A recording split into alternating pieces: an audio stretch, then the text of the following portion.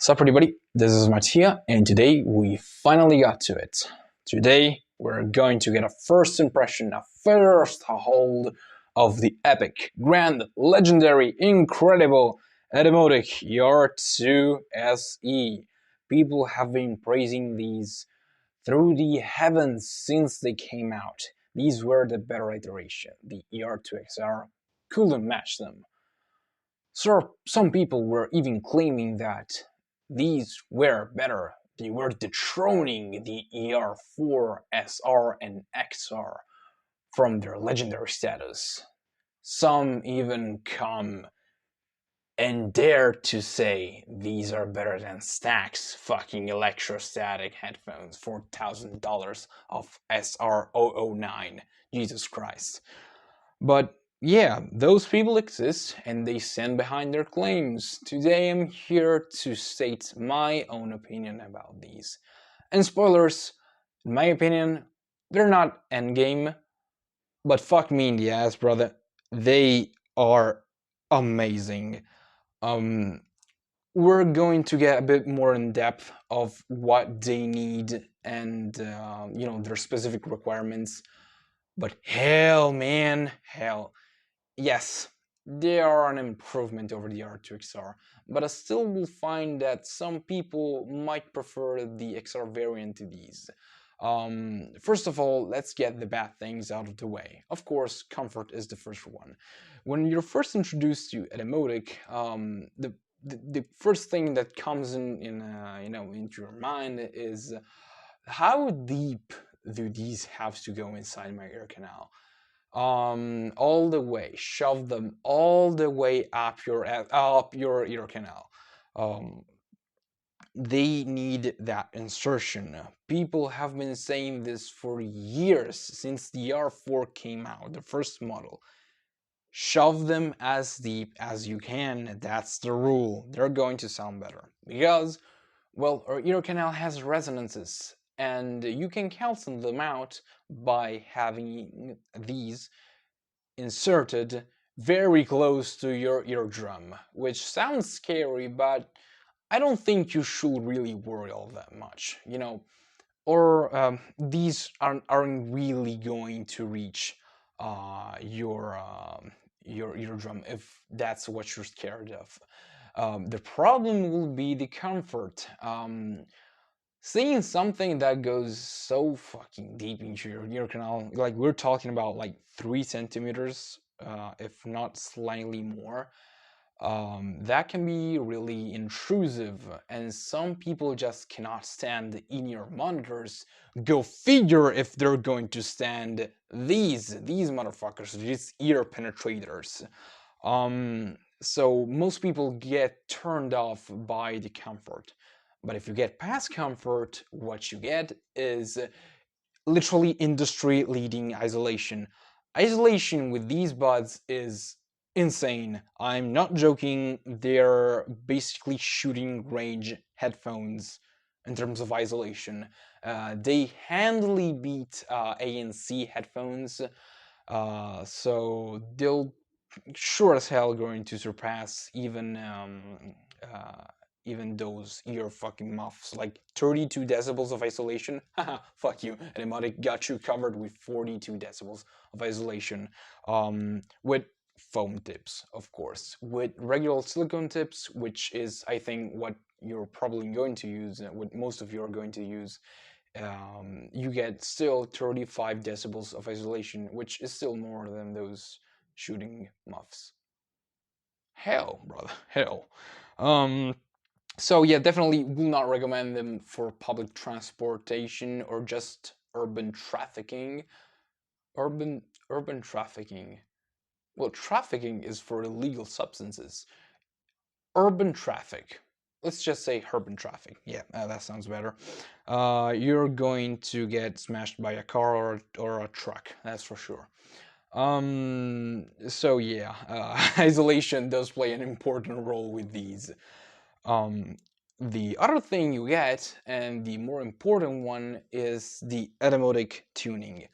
Their philosophy is the diffuse field target, which is made to emulate a pair of speakers in a controlled and mid-sized environment or room.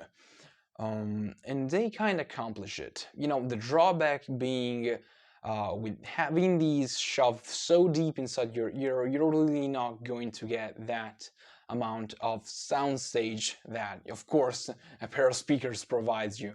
Psychoacoustic can do that with in-ears, but not to that extent. You know, a very huge sounding IM will be like the Andromeda. Andromeda sounds wide, spacious, huge, but Etymotics sound natural. The R2XR was kind of cramped for me. It didn't really have all of that soundstage, and that might have been for the slight bluntedness that came from the sub bass. But the driver that is present on the R2XR is not the same that is mounted on these. It's different. Should I talk about what's in the box? No, no, no. This is a quick take. I gotta get this straight in like 10 minutes. Um, so what you get in addition, like in comparison to the R2XR, these are ruler flat from 20 hertz to 1K, and then you have your pinna gain, and it hits its maximum point at like 2.7K, and then it starts to roll off until like 5K. Then it kinda slopes up and down in the treble. You get 6 decibels more in the sub bass with the R2XR, and that's why I said, you know, more. Some people might prefer the R2XR to these, but these sound more controlled in the bass. They're not as blunted. Dynamic range is another thing they do really well. But before getting into that, I just want to finish with frequency response. So sub bass more controlled. It's definitely closer to the mid bass. Now you basically have a fucking just pancake from 20 hertz to 1K. Everything sounds extremely even and extremely in line, and that might come off as you know, as clinical, analytical, but as much as it sounds analytical, the fact that it houses a dynamic driver, which in itself is you know, it has definitely slower decay when compared to the BA counterparts. I'm talking about the R4, which are snappier and faster. You still have that naturalness that comes from, you know, from the DD. You know, you have DDs that suck, absolutely suck ass, and then you have some that are really, really well manufactured. And the tiny little thing that is contained in these has definitely a very strong magnet. It's very fast, despite it being, you know, a DD. That might be helped by the size of it. And well, mid-range, sub-bass, mid-bass, bass, lower mid-range are all extremely in line with each other. They're not only balanced, they're basically dead flat, dead neutral, like studio-like. No wonder why they're called Studio Edition. And then you get your classic DF neutral pinna gain, which means a lot of upper mid range. You get a ton of clarity, a ton of, you know, you have a lot of detailed perception, a lot of resolution going around in that area, and the pinna gain is crucial. You do too much of it, and then it sounds all in your face. You got no soundstage going on, and it just sounds extremely harsh. And every drum hit sounds like a fucking frying pan is being smashed onto your face. But on these, I think it very finally straddles the line between fatiguing and somewhat balanced.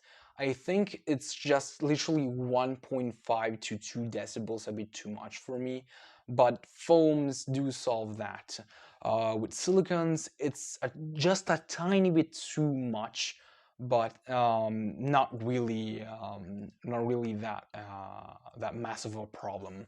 The R2XR are a touch more controlled in that area, and by control, I don't intend it better. In fact, I think the SE got definitely better clarity.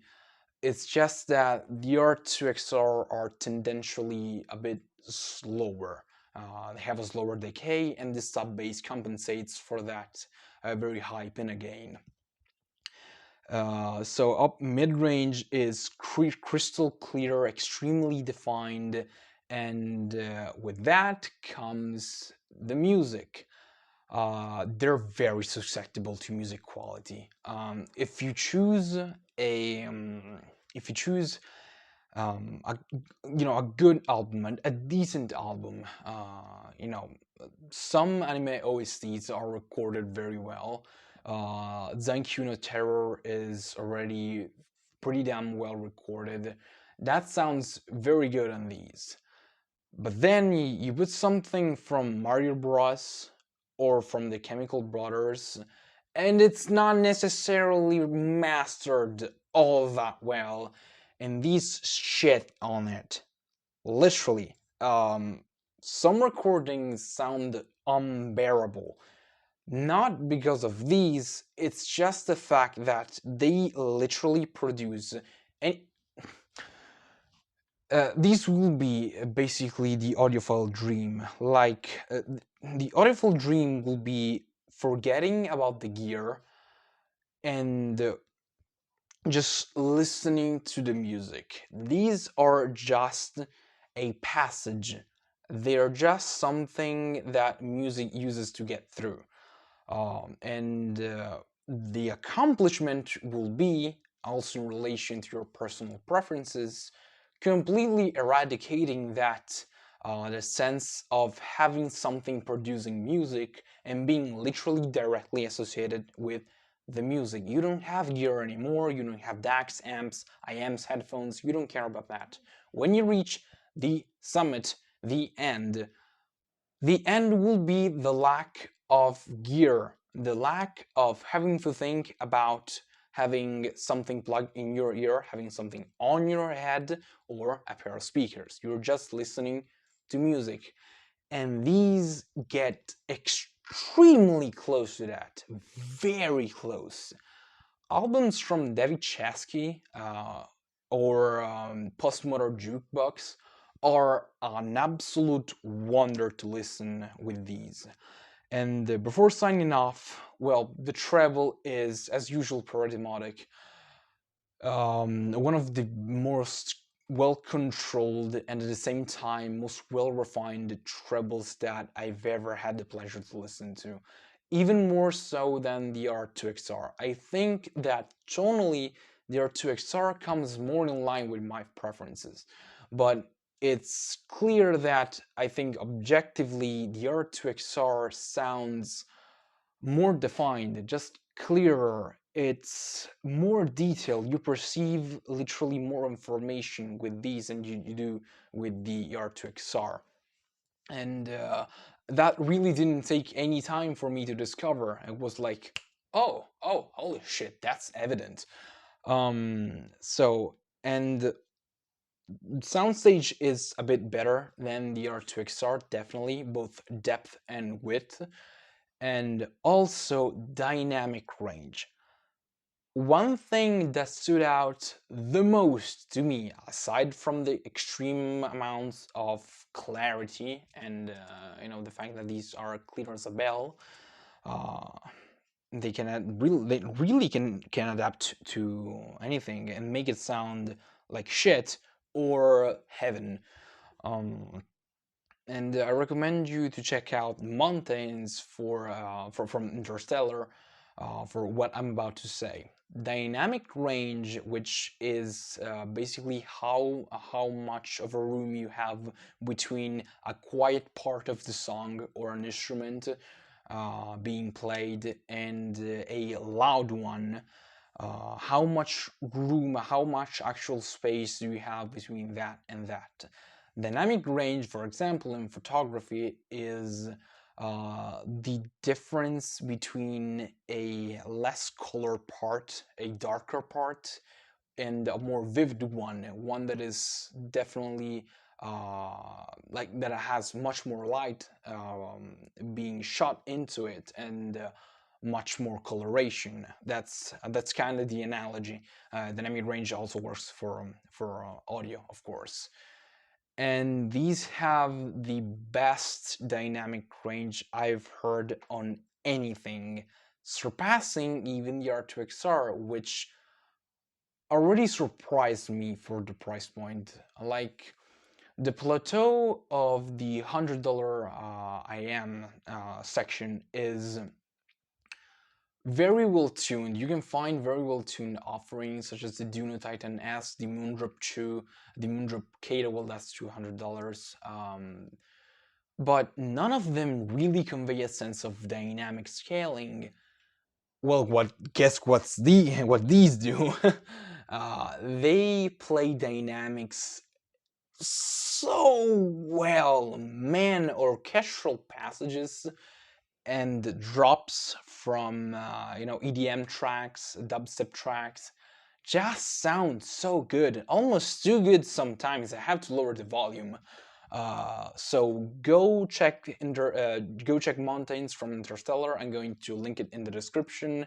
Of course, YouTube compression isn't really going to help. I think you can find the album in FLAC somewhere on the internet.